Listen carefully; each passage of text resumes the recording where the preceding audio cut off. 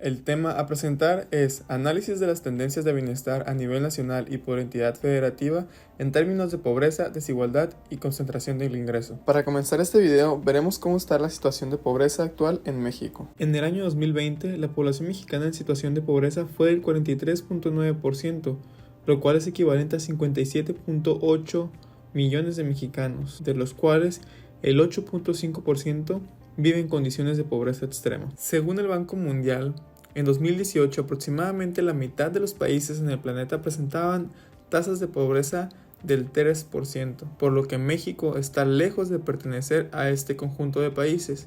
Y como evidencia presentamos la siguiente gráfica con datos del Coneval, donde podemos ver que en 2016 México presentaba el 43.2% de la población en situación de pobreza. Para el año 2018 hubo una disminución, donde estuvimos en una tasa de pobreza del 41.9%, por lo que la tendencia iba en bajada. Sin embargo, en la pandemia, con todo lo sucedido por el COVID-19, la tasa de pobreza cambió la tendencia y ahora estamos en 43.9%. según el último estudio de la Coneval en el año 2020. Bueno, ahora describiremos las tendencias del bienestar en México mediante un análisis de la pobreza, la desigualdad y la concentración del ingreso. Comenzando con el análisis de la pobreza, tenemos este gráfico que muestra la distribución de la pobreza en México en el año 2020 según el Coneval. Como podemos ver, la zona más en negrita de este mapa representa el Estado de México, el cual, aparte de ser el estado más poblado del país, es el estado con mayor cantidad de habitantes en pobreza. Por el contrario, se encuentra Colima, el cual es el estado con la más baja cantidad registrada de habitantes en pobreza, lo cual claramente es determinado por el tamaño de su población. Finalmente, si seguimos observando el mapa, podemos ver cómo la pobreza se concentra principalmente en los estados del centro del país y del sur del país. Continuando con la investigación, es importante analizar la distribución del ingreso per cápita por entidad federativa, la cual nos muestra el rendimiento económico y social de cada entidad y a su vez del país entero. El siguiente mapa nos refleja el nivel del PIB per cápita por niveles, pero nosotros nos enfocaremos primero en los señalados como muy altos, los cuales son Nuevo León, Ciudad de México y Campeche, siendo este último el de mayor nivel en el país, con un total de 481.697 pesos. Por otra parte, de color blanco, tenemos las entidades con niveles más bajos, que son Hidalgo, Guerrero, Tlaxcala, Oaxaca y Chiapas, siendo este último el de menor ingreso con 44.384 pesos de ingreso per cápita. Estos datos nos hacen obtener información relevante sobre el nivel en el que se encuentran los 32 estados del país, de los cuales 10 están en los niveles más bajos y 5 en muy bajo, lo que indica que una gran parte del país no logra llegar a los niveles óptimos. Al igual que la pobreza por ingresos, es importante comentar un análisis desde la perspectiva de la pobreza por rezago educativo.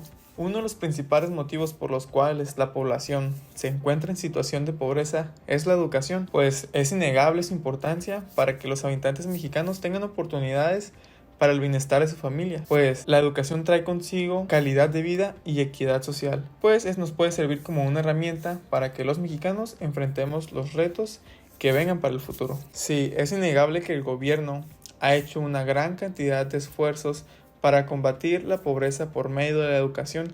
Sin embargo, hemos visto cómo estos esfuerzos han logrado que la cobertura de la educación sea nada más en los estudios de educación básica, por lo que el rezago educativo en el país es algo muy común aún en estos días. El artículo 6 del capítulo 2 de la Ley General de la Educación menciona lo siguiente: es obligación de las mexicanas y los mexicanos hacer que sus hijas, hijos o pupilos menores de 18 años asistan a las escuelas para recibir educación obligatoria. Para el mundo se estima que el 10% de la población padece de pobreza extrema, por lo que el objetivo número 1 de desarrollo sustentable es el fin de la pobreza, la cual busca erradicar totalmente para el año 2030 los aproximadamente 700 millones de personas en condiciones de pobreza extrema. Desarrollo desigual. Para poder dimensionar la desigualdad que existe en México es necesario recurrir a herramientas tales como el coeficiente de Gini, que mide la desigualdad económica de una sociedad mediante la exploración del nivel de concentración que existe en la distribución de los ingresos entre la población.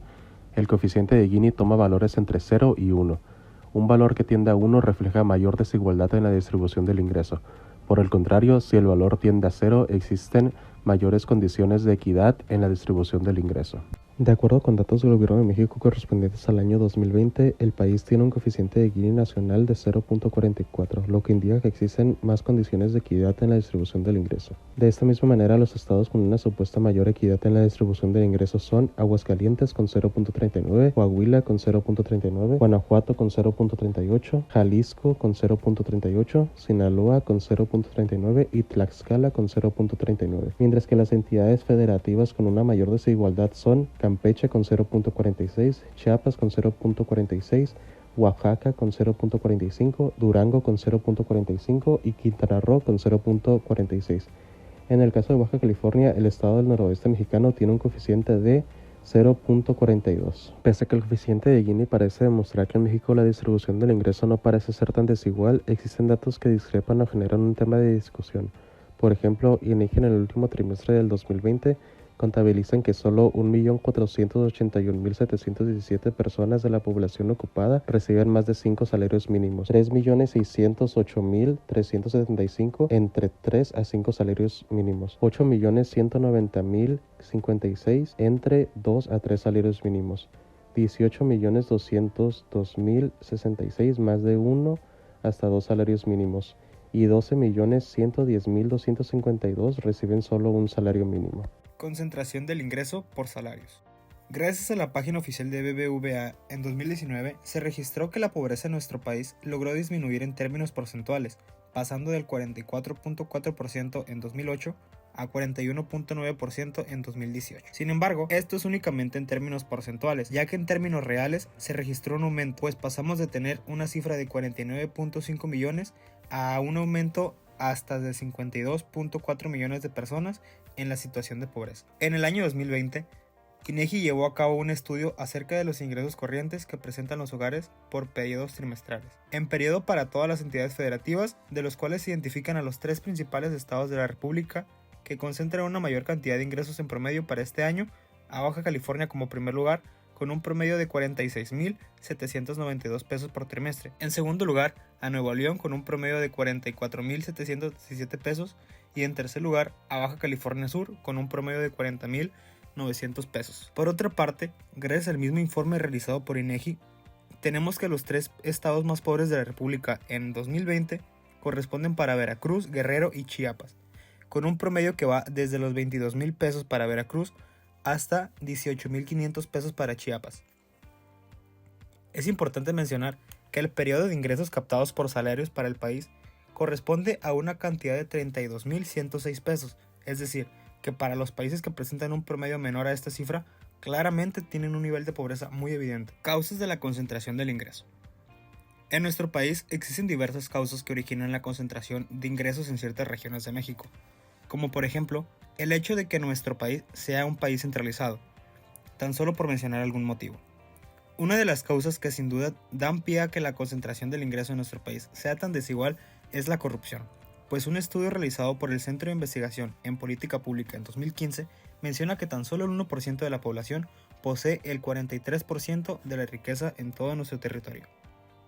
Políticas que generan concentración del ingreso. Actualmente no existe información concreta que hable sobre las políticas que generan concentración del ingreso, debido a que es un problema antiético que no debería de estar presente en nuestro país, por lo que no es posible señalar a ciencia cierta políticas concretas que provoquen este fenómeno. Pero como mencionamos anteriormente, puede atribuirse a ciertos fenómenos que están presentes en nuestro país, como el hecho de la centralización, el que los grandes bancos se encuentren localizados en grandes ciudades como lo es Ciudad de México, Monterrey, o el hecho de que en el estado de Baja California, precisamente en la ciudad de Tijuana, sea el principal destino turístico médico de nuestro país. Así también debemos tomar en cuenta que la corrupción con la que contamos en nuestro país puede ser considerado un gran influyente para la concentración de los ingresos en nuestro territorio. Conclusión. En México, el tema de la pobreza está claramente presente. Este problema, sin duda alguna, ha sido uno de los principales motivos por los cuales nuestro país no ha podido desarrollarse como las grandes potencias del mundo. Sin embargo, es muy importante identificar las causas que generan este fenómeno en nuestro país, como bien no puede ser el rezago educativo. Sin embargo, existen otros fenómenos que lamentablemente están presentes en nuestra sociedad, como es la desigualdad y la concentración del ingreso.